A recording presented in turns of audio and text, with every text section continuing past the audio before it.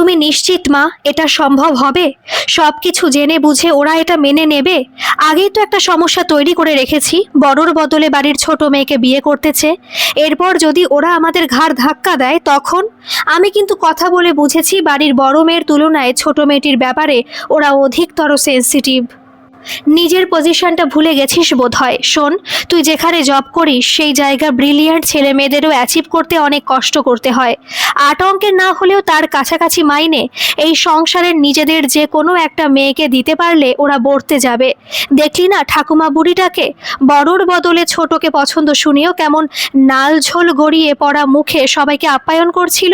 তখন যখন ঘাড় ধাক্কা দেয়নি, এবারও দেবে না। আমার কাছে কিন্তু এর চাইতে বেটার প্ল্যান আছে। হাজার চাইলেও ওরা আর ঘাড় ধাক্কা দিতে পারবে না। নন্দিনী নিজেই ওদের বাধা দেবে। আত্মস্বার্থ জড়িত থাকলে সবাই হাতে থাকে। অবশ্য শুধু নন্দিনী নয়, এর সঙ্গে আমারও কিছু স্বার্থ জড়িত। প্ল্যানটা কি বল দেখি? সুদক্ষিণার গলায় কৌতূহল। তবে আমি কিন্তু ওদের এটুকু জানিয়ে দেব, এই মুহূর্তে বিয়ের দিনক্ষণ দেখার দরকার নেই। বিশেষ কারণে আমরা সিদ্ধান্ত কিছুদিনের জন্য স্থগিত রাখছি। আশা করি তাতে তোর কোনো আপত্তি নেই। এটা ভালো ভেবেছ, গম্ভীর মুখে বললেন অর্কদূতী। খামোখা মেয়েটা স্বপ্ন দেখতে শুরু করলে ওরা চাপ দিতে পারে, তখন আবার কথা কাটাকাটি। তার চেয়ে এই ভালো, বেশি দিনও হয়নি, বলার কিছু থাকবে না। বললেও শুনতো কে? আমার ছেলে সিদ্ধান্ত কি অন্য কেউ নেবে? মায়ের কথায় ঘাড় নাড়ল সাক্ষ্য। গদি মোড়া চেয়ার টেনে বসলেন অর্কদূতী।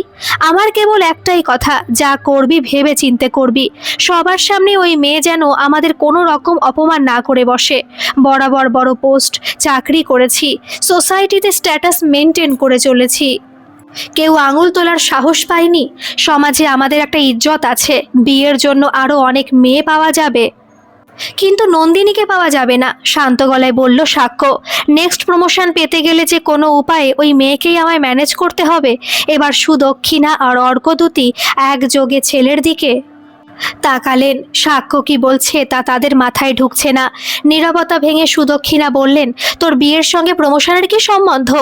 আমাদের কোম্পানির এমডি মিস্টার মল্লিক আজ তার পার্সোনাল কেবিনে ডেকে পাঠিয়েছিলেন। বিজ্ঞাপনটা তিনিও দেখেছেন। নন্দিনীর লুকস, অ্যাটিটিউড তার বেশ ইমপ্রেসিভ লেগেছে। আমায় স্পষ্ট জানিয়েছেন এই নতুন মেয়েটির চোখে একটা স্পার্ক আছে। এই স্পার্কটাকে তিনি পণ্য বিপণনের কাজে লাগাতে চান। আমাকে বলেছে নন্দিনীর সঙ্গে কোম্পানির তরফ থেকে এক্সক্লুসিভ কন্ট্রাক্ট সাইন করতে। কোম্পানির লেটেস্ট ক্যাম্পেইনের মুখ হবে সে। তাহলে তো যেভাবেই হোক ওই মেয়েকে আমাদের রাজি করাতেই হবে। তোর কেরিয়ারের ক্ষেত্রে আমরা কোনোদিন কোনো রকম আপোষ করিনি। ছেলের দিকে তাকিয়ে বলেন সুদক্ষিণা, আজও করব না। ওই মেয়েই ব্যানার্জি বাড়ির বউ হবে। তাছাড়া এই কন্ট্রাক্ট সাইন হলে টাকাগুলোও তো ঘরেই আসবে। এর চেয়ে ভালো কি হতে পারে? সে আমি জানি মা, তবে তোমাকে কিন্তু খুব সফট ম্যানারে অ্যাপ্রোচ করতে হবে। নন্দিনী ভীষণ ব্যক্তিত্বময়ী। তুমি যদি অহংকার নিয়ে কথা বলো, কাজটা বিগড়ে যাওয়ার সম্ভাবনাই বেশি। নরমভাবে কথা বললে কাজ হতেও পারে। তুই মেয়েটার সম্বন্ধে এত কিছু জানলি কিভাবে? ছেলের দিকে তাকালেন অর্কদূতী। আমি দেখা করেছিলাম, সংক্ষেপে বলল সাক্ষ্য। তুই মেয়েটার সঙ্গে আলাদাভাবে দেখা করেছিস, অথচ আমাদের কিছু জানানোর প্রয়োজন বোধ করিসনি? অবাক হয়ে বললেন অর্কদূতী। তোর কি তখন থেকে অন্যরকম কিছু প্ল্যান ছিল? তাহলে তোমাদের প্রস্তাবে প্রথমে কেন রাজি হতাম? দেখো বাবা, এখন আর আমি স্কুলে যাওয়া বাচ্চাটি নই যে সব কিছু তোমাদের জিজ্ঞেস করে তবে করতে হবে। আমি অ্যাডাল্ট, ভাবনা চিন্তা করার ক্ষমতা আছে আমার। না চাইতেও ঈষৎ রুক্ষ হলো সাক্ষ্যর গলা। মনে হয়েছিল মেয়েটার সঙ্গে যেটা হয়েছে সেটা অন্যায়, তাই একবার দেখা করে সরি বলতে গিয়েছিলাম। পাতা জোড়া নন্দিনীর ছবির দিকে একদৃষ্টে তাকিয়েছিল তীর্থ। দুই একবার রায়বাড়ির সম্মানের কথা মনে হলেও তার ভাবনায় বিষয়টা খুব বেশি প্রাধান্য পাচ্ছিল না। আজকাল সমাজে এসব ট্যাবু উঠে গেছে প্রায়। শুধু ভাবছিল এত সুন্দর দেখতে তার মেয়ে, অথচ আত্মীয় স্বজনরা সবাই এতদিন কালিন্দী শ্যামলা মেয়ে কিভাবে পার হবে, কি না তার কানের কাছে এসে বলে গেছে। আর আজ কাগজে একটা ছবি, অমনি চারপাশে দৃশ্যপট কেমন পাল্টে গেছে। কালিন্দী হয়েছে অপরূপা, অথচ সেই মেয়ে, সেই পরিবার শুধু দৃশ্যপট। দৃশ্যপটের বদল বুঝি সম্পর্কের চাবিকাঠি বদলে দেয়। আসবো মা। নন্দিনীর ঘরের সামনে দাঁড়ায় তীর্থ। বাবাকে দেখে হাসলো সে। আজ এই বিশেষ আনন্দের দিনে মা তার জন্য পছন্দের চপ ভেজেছে, তাই খাচ্ছিল খুঁটে খুঁটে। অভিনন্দন বার্তায় ভেসে যেতে যেতে ভাবছিল কোন পথে যাবে সে, কোথায় মিলবে অস্তিত্বের সন্ধান। মাথায় হাত রাখলো তীর্থ। সারা জীবন ধরে এভাবেই দৃঢ় হস্তে সমস্ত বঞ্চনার উত্তর দিস মা, তোর জন্য আমি গর্বিত। বাবার বুকে মাথা রাখলো সে। চোখ দিয়ে দুফোঁটা গরম অশ্রু গড়িয়ে পড়লো, মুছল না সে। এতদিন বাদে আজ বাবার চোখে সে তাকে নিয়ে গর্ব দেখেছে বাবার আত্মতৃপ্ত মুখখানি। কেবল এটুকুই তো চেয়েছিল সে। আজ সে নিজেও তৃপ্ত, কিন্তু সন্তুষ্ট নয়। এখনও তাকে অনেকখানি পথ অতিক্রম করতে হবে। টুং করে একটা শব্দ। মোবাইলে বার্তা পাঠিয়েছে সাক্ষ্যদূতী। আমরা কি আরেকটি বারের জন্য দেখা করতে পারি না? বন্ধু হওয়ার উপযুক্ত না হয় নাই হলাম, অন্ততপক্ষে চেনা পরিচিত একজন হিসেবে তোমার উত্তরের অপেক্ষায়। একটা তিক্ত হাসি ফুটে উঠল নন্দিনীর ঠোঁটে। কোথায়? সাত সকালে ঘুম থেকে উঠে বহু আকাঙ্ক্ষিত মেলটা পেল নন্দিনী। এটার জন্য কতদিন ধরে অপেক্ষায় ছিল সে। আজ বড় নির্ভার লাগছে। এই সকালটা নতুন আশা নিয়ে এসেছে তার সামনে। আজ তার স্বপ্ন পূরণ হলো। এবার শুধু পায়ে পায়ে এগিয়ে যাওয়ার অপেক্ষা। খুশি মনে নিজের সম্মতি বার্তা পাঠিয়ে নন্দিনী ছকে নিচ্ছিল ভবিষ্যৎ পরিকল্পনা।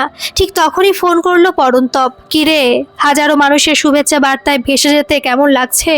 কটা কোম্পানির তরফ থেকে এর মধ্যে মডেলিংয়ের জন্য যোগাযোগ করলো। কদিন বাদে তো স্টার হয়ে যাবি। মাসাধিক আগে অ্যাপয়েন্টমেন্ট করতে হবে তোর সঙ্গে দেখা করার জন্য। কিন্তু তোকে যে প্রথম ব্রেক দিল, তার ট্রিটটা সেটা কি ডিউ থাকবে? খাওয়াচ্ছিস কবে? খাওয়ার ইচ্ছা হয়েছে বললেই হয়? সবসময় এত নকশা করিস কেন? ছবি বেরোনোর আগে তো একটা ফোন করতে পারতিস, আমি তো জানতেই পারলাম না। অথচ দেওয়ালে পোস্টার পড়ে গেল। সারপ্রাইজের মজা কি আর জেনে বুঝে হয়? কেমন লাগলো সেটা তো তুই মেসেজ করে জানালি না। মনের খুশিতে ফুড অ্যাপ থেকে স্পেশাল পিৎজা কিংবা চাইনিজ ট্রিট দিবি, অপেক্ষায় সারাদিন বসেছিলাম।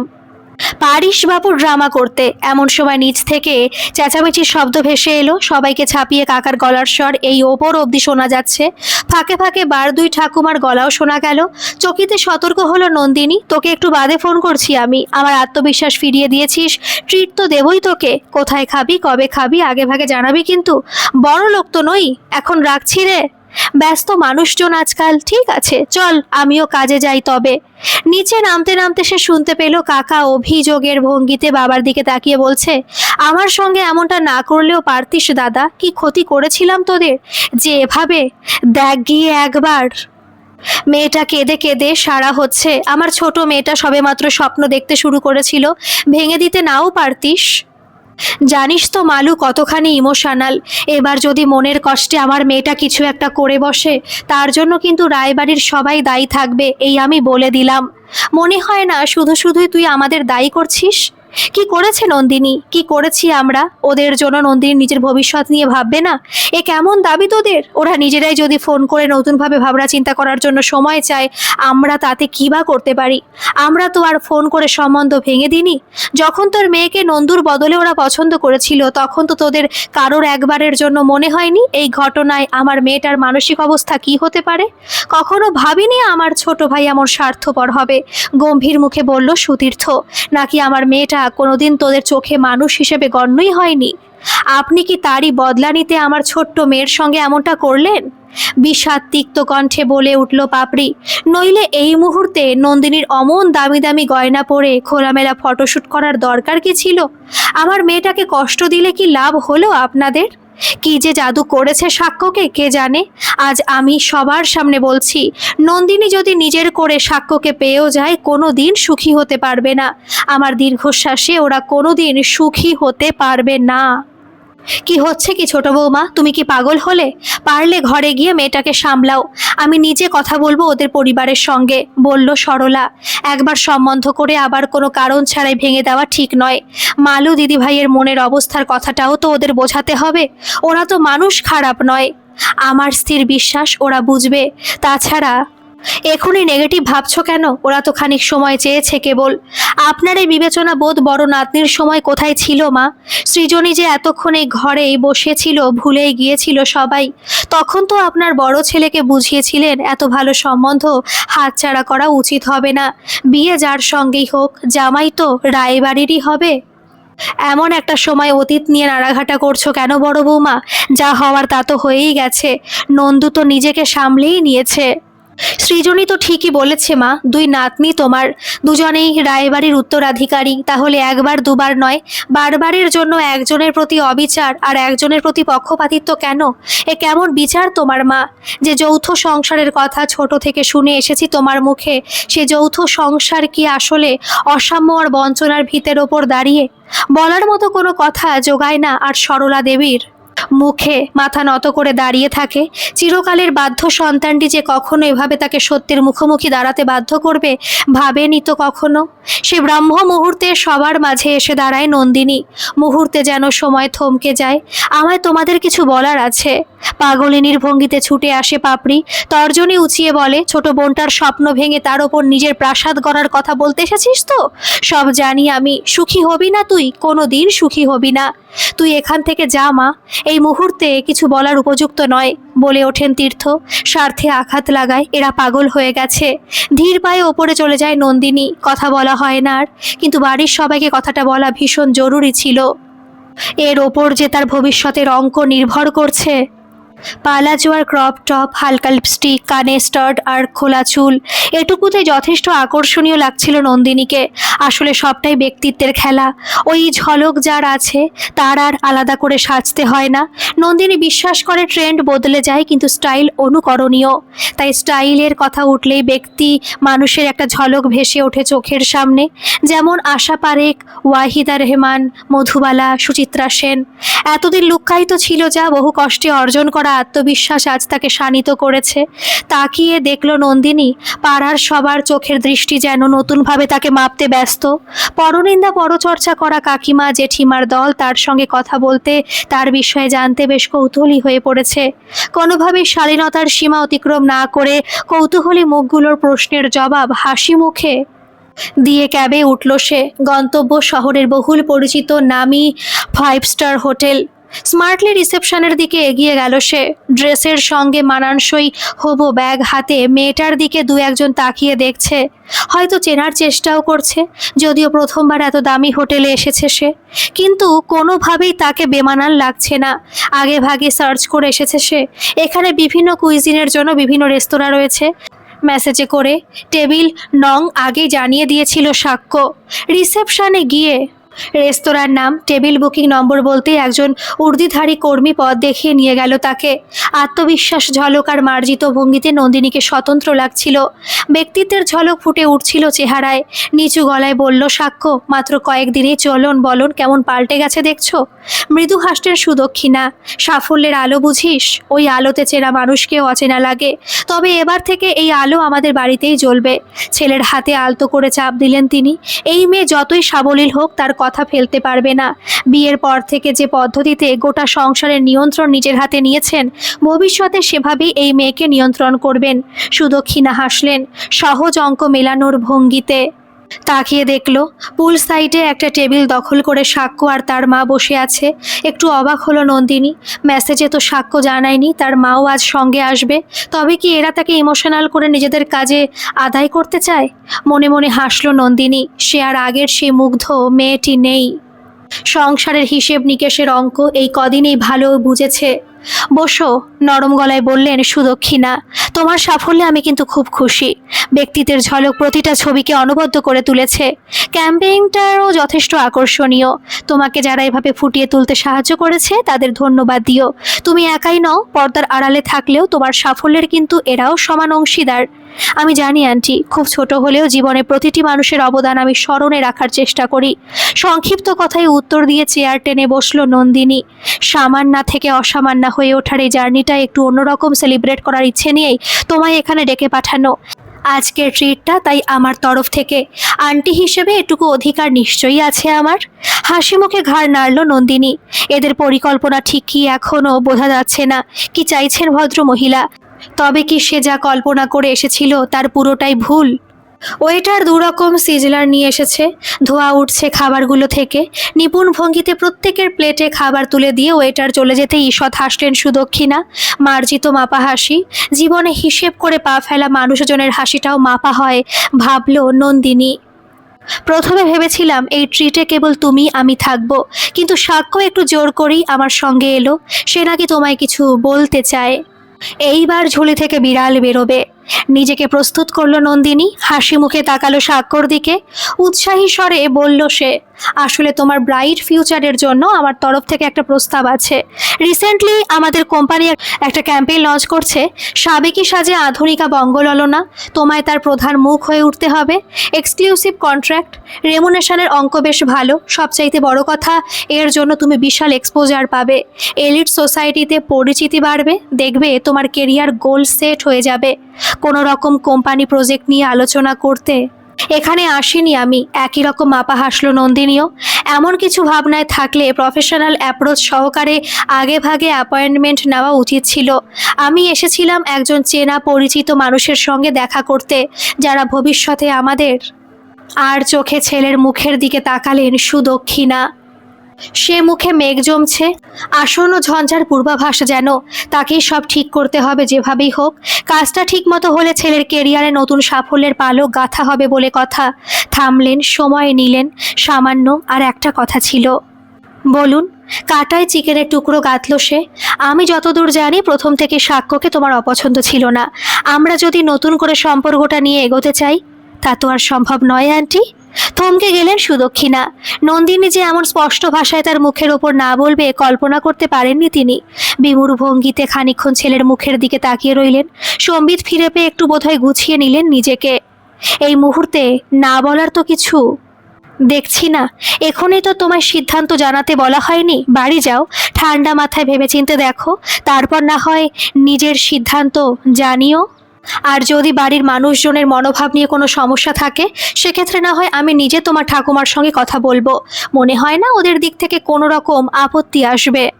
আমার নিজের আপত্তি আছে আন্টি। প্রত্যেকেরই তো নিজস্ব কিছু এথিক্স থাকে। সেই অনুযায়ী আমার পক্ষে সাক্ষ্যকে বিয়ে করা সম্ভব হচ্ছে না। আর সহ্য করতে পারলেন না সুদক্ষিণা। একটা কালো মেয়েকে তার ছেলের মতো সুদর্শন পুরুষ বিয়ের প্রস্তাব দিচ্ছে, আর সেই মেয়ে কিনা দিব্যি হাসি মুখে প্রত্যাখ্যান করছে। এমন সাহস এই মেয়ে কোথায় পেল? চেয়ে দেখল নন্দিনী। রাগে অপমানে সুদক্ষিণার ফর্সা মুখ টকটকে লাল হয়ে উঠেছে। মুখের ভাবভঙ্গি বলছে তিনি মন থেকে চাইছেন যেন আর এক মুহূর্ত এখানে না বসতে হয়। কিন্তু কেবল তার একমাত্র ছেলের কেরিয়ার প্রসপেক্ট রয়েছে বলে সোজাসুজি উঠে চলে যেতে পারছেন না। না শুনতে কোনো কালে অভ্যস্ত নন তিনি। স্বামী ছেলে প্রথম থেকেই তার হ্যাঁতে হ্যাঁ মিলিয়ে অভ্যস্ত। বাড়ির রাজ্যপাট তারই হাতে। যাবতীয় সিদ্ধান্ত তিনি নিয়ে থাকেন। কেউ যে স্পষ্ট ভাষায় তার মুখের ওপর অমনভাবে না বলতে পারে, সেটা এখনও তিনি ঠিক মেনে নিতে পারছেন না। অবাক দৃষ্টিতে নন্দিনীর দিকে তাকিয়ে বলে উঠলেন, যা বলছো তুমি ভেবে বলছো তো? হালকা হাসল নন্দিনী। সেই হাসিতে আত্মবিশ্বাসের ঝলক স্পষ্ট। আন্টি, আমি অ্যাডাল্ট এবং ম্যাচিওরড। কেমন লাইফ পার্টনার নিজের ভবিষ্যতের জন্য চাই সে সম্পর্কে আমার একটা স্পষ্ট ধারণা রয়েছে। সাক্ষ্য আপনার ছেলে আমার সঙ্গে দেখা করতে চেয়েছিল, আর আগেই আপনারা আমার সঙ্গে পরিচিত, ভবিষ্যতে আত্মীয় হলেও হতে পারে। তাই সেই ডাকে সাড়া দিয়ে দেখা করতে এসেছি, যাতে আপনাদের কোনো রকম অসম্মান হয়েছে ভবিষ্যতে বলতে না পারেন। আত্মীয় হতে পারি মানে? এই তো বললে কোনোভাবে তুমি সাক্ষ্যকে বিয়ে করতে রাজি নও। এবার সুদক্ষিণা বিস্ময়ের চরম সীমায় পৌঁছে গেছেন। এতক্ষণ আমি মালবিকার কথা বলছিলাম, আপনারা তো ওকেই সেদিন সাক্ষ্যর জন্য। আমরা তো সে সম্বন্ধ ভেঙে দিয়েছি। এতক্ষণে যেন দিশা খুঁজে পেয়েছেন এমন ভঙ্গিতে হাসলেন সুদক্ষিণা। সেজন্যই বুঝি এতক্ষণ আমাদের সঙ্গে তুমি এভাবে কথা বলছিলে। তোমার বোন ঘরোয়া মেয়ে, আমাদের কালচারের সঙ্গে ঠিক মানানসই নয়। ভেবেচিন্তে দেখার পর আমরা এটা বুঝতে পেরেছি। আপার মিডল ক্লাস সোসাইটি থেকে বিলং করি আমরা, বোঝানোর ভঙ্গিতে বলে যান সুদক্ষিণা। সেখানে আমাদের অনেক কিছু মেনটেন করতে হয়, অনেক মানুষের সঙ্গে মিশতে হয়, কালচার, স্ট্যাটাস, লাইফস্টাইল মিলিয়ে অনেকগুলো ধাপ পেরোতে হয়। নইলে সোসাইটিতে স্ট্যান্ডার্ড বজায় থাকে না। কি বলতে চাইছি তুমি বুঝতে পারছো? বাড়ির কেউ বোধহয় তোমাকে জানায়নি। আমরা তো আজ সকালেই নিজেদের সিদ্ধান্ত জানিয়ে দিয়েছি। সম্বন্ধ তো ভাঙেনি আন্টি। আপনারা আর কিছুদিন ভেবে দেখার জন্য সময় চেয়ে নিয়েছেন। ওভাবে কি মুখের ওপর নাকচের কথা বলা যায়? তাই একটু ভদ্রভাবে রেখে ঢেকে। আমি নিশ্চিত ওরা ঠিকটাই বুঝে নিয়েছেন। ওরা হয়তো বুঝে নিয়েছে, কিন্তু আমি কখনোই সেই ছেলেকে জীবনসঙ্গী হিসেবে ভাববো না, যে মানুষ হিসেবে ঠুনকো। একজনকে দেখতে এসে আরেকজনকে দেখে মুগ্ধ হয়ে তাকে বেছে নেওয়ার পরও ভুল করেছি ভেবে আবারও প্রথমজনের কাছে ফিরে আসতে চাই, কারণ এই সময় দাঁড়িয়ে প্রথমজন সাকসেসফুল, ভবিষ্যতে কেরিয়ারে আরও হাইক আসবে। আমার জায়গায় থাকা কেউ কেউ হয়তো এটাকে নিজের জিত হিসেবে দেখবে, কিন্তু আমার মতে এটা ক্ষণভঙ্গুর মানসিকতার প্রতিফলন ছাড়া কিছু নয়। তোমার কি মনে হচ্ছে না একটু বেশি বলছো তুমি? সামান্য একটা বিজ্ঞাপন করে কি ভাবছো আকাশের চাঁদ হাতের নাগালে এসে গেছে? ভদ্রভাবে তোমার সঙ্গে কথা বলছি বলে ভাবছো? জানো আমার ছেলের মাইনে কত? তোমার মতো হাজার একটা মেয়ে, ওই তো রূপ তোমার সেজেগুজে ক্যামেরার সামনে দাঁড়িয়েছো বলে। তাদের মধ্যে একজনকে বউ করে আনুন না আন্টি, অসুবিধা কোথায়? হাসলো নন্দিনী। ছোট থেকে অনেকবার চাপের কাছে মাথা নুইয়েছে সে, কিন্তু আর নয়। মা প্লিজ। সাক্ষ্য সুদক্ষিণার হাতে আস্তে করে চাপ দেয়। তুমি বিয়ে না করতে চাইলে জোর করে তো আর আমরা বলি কি, তুমি খানিক সময় নাও, তারপরেও না মনে হলে। এখানে তো জোরের কোনো ব্যাপার নেই, তার মধ্যে আমরা দুজনেই একদিন সময় করে কন্ট্রাক্টটা নিয়ে বসতে পারি, হিসেবি কণ্ঠে বলে ওঠে সাক্ষ্য। সময়টাই যে একদম হাতে নেই মিস্টার সাক্ষ্য দ্যুতি ব্যানার্জি। নেক্সট মান্থে আমি অস্ট্রেলিয়া যাচ্ছি দ্য ইউনিভার্সিটি অফ সিডনিতে হায়ার স্টাডির জন্য। কাগজপত্র মোটামুটি তৈরি হয়ে গেছে, কিছু এখনো বাকি আছে। আসি, আজকের স্পেশাল ট্রিটের জন্য ধন্যবাদ। মাসখানেক পরের কথা, আজ দমদম এয়ারপোর্টে সৃজনী আর সুতীর্থর সঙ্গে সরলাও এসেছেন। বড় নাতনি বিদেশে যাচ্ছে পড়াশোনা করতে, তাও আবার স্কলারশিপ নিয়ে। এ কি কম গর্বের কথা? সরলা না এসে পারে? আসার আগে নিজের টাকায় নাতনিকে রেস্টুরেন্টে খাইয়েছেন। এই প্রথম রায়বাড়ির কেউ বিদেশে পড়তে যাচ্ছে, পাড়া প্রতিবেশী কারোর জানতে বাকি নেই। প্রথমবার বাড়িতে জানানোর সময় ঝড় উঠেছিল, কিন্তু আজ আর নন্দিনী সে সাধারণ মেয়েটি নেই। মেনে নেওয়া মানিয়ে নেওয়ার গণ্ডি ছাড়িয়ে অন্য উচ্চতায় পৌঁছে গেছে সে। আত্মবিশ্বাসের সঙ্গে সামলেছে ঝড়ের মাতন। ভবিষ্যতে নকশা প্রস্তুত, এবার শুধু উড়াল দেওয়ার অপেক্ষা। অ্যানাউন্সমেন্ট হয়ে গেছে। ধীর কিন্তু দৃপ্ত পায়ে গেটের দিকে এগিয়ে যাচ্ছে নন্দিনী। নিজের ডান হাতটা সৃজনীর কাঁধে রাখল তীর্থ। আজ শুধু একা নন্দিনী নয়, আমার সৃজনীও জিতে গেছে। এই আত্মবিশ্বাসী নন্দিনী তৈরি হয়েছে সৃজনীর সবটুকু দিয়ে। গল্পটি কেমন লাগলো অবশ্যই কমেন্ট করে জানাবেন, আর ভালো লাগলে একটা সাবস্ক্রাইব করে আমার পাশে থাকবেন। ধন্যবাদ।